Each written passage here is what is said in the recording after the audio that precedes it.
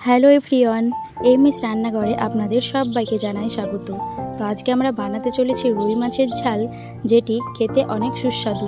তো চলুন দেরি না করে ভিডিওটি স্টার্ট করি। তো এখানে আমরা প্রথমেই নিয়ে নিয়েছি একটি রুই মাছ। তো রুই মাছের আঁশগুলোকে ভালোভাবে ছাড়িয়ে নিয়ে রুই মাছটাকে ভালোভাবে জলে ধুয়ে নেব। তো রুই মাছটা ধুয়ে নিয়ে রুই মাছের পাখনাগুলোকে এইভাবে কেটে নেব। ভিডিওটি ভালো লাগলে অবশ্যই একটা লাইক করবেন, চ্যানেলে নতুন হলে সাবস্ক্রাইব করে দেবেন আর বন্ধুদের মধ্যে শেয়ার করে দেবেন। তো এইভাবে ছোট ছোট পিস করে মাছটাকে কেটে নেব। আমাদের মাছ কাটা হয়ে গেছে। এবার এই মাছের টুকরোগুলোকে 3-4 বার জল পাল্টে নিয়ে ভালোভাবে ধুয়ে নেব। তো আমাদের মাছগুলো ধুয়ে নেওয়া হয়ে গেছে। এবার দিয়ে দেবো 1 চামচ লবণ আর 1 চামচ হলুদের গুঁড়ো।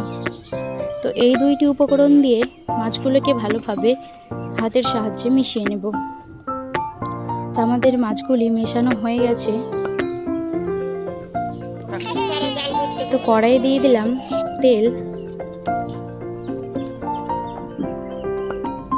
তেলটি ভালোভাবে গরম হলে মাছগুলিকে একটি একটি করে দিয়ে ভেজে নেব।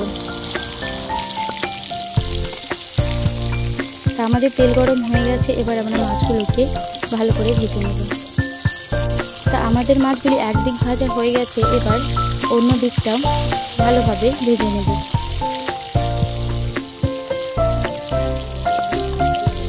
তা আমাদের মাছ ভাজা হয়ে গেল। এবার আমরা মাছগুলোকে একটি পাত্রে তুলে নেব। মাছগুলি কিন্তু ভালোভাবে কড়া করে ভাজতে হবে।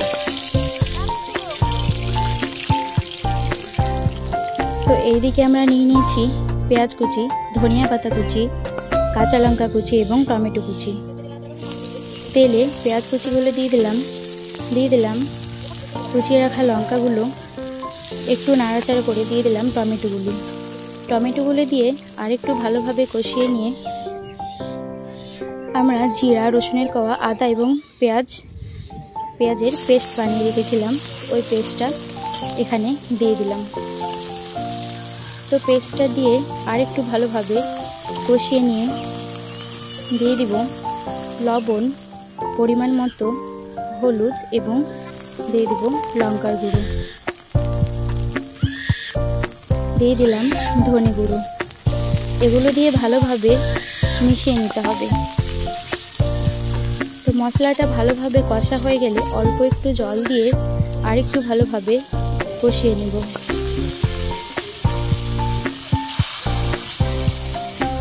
তো আমাদের মশলা কষা হয়ে গেছে। এবার আমরা দিয়ে দিব পরিমাণ মতো জল। তো গ্রেভিটা খুব পাতলা হলে কিন্তু মাছের ঝোল খেতে ভালো লাগে না, তাই গ্রেভিটা একটু গাঢ় হলেই ভালো হয়। তো আমাদের মশলাটা ফুটে গেছে। এবার আমরা মাছগুলোকে একটি একটি করে দিয়ে দেব।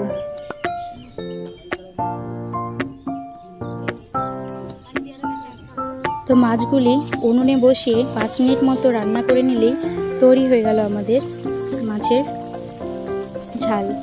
তো মাছটা আমাদের হয়ে এসছে। এই সময় দিয়ে দিলাম ধনিয়া পাতা কুচি। তো হয়ে গেল আমাদের মাছের ঝালের রেসিপি। তো চলো আমরা এটাকে ঢেলে নিই। তো এইরকম সুস্বাদু অসাধারণ রেসিপি অবশ্যই বাড়িতে ট্রাই করে দেখো, আর কেমন লাগলো কমেন্টে জানিও।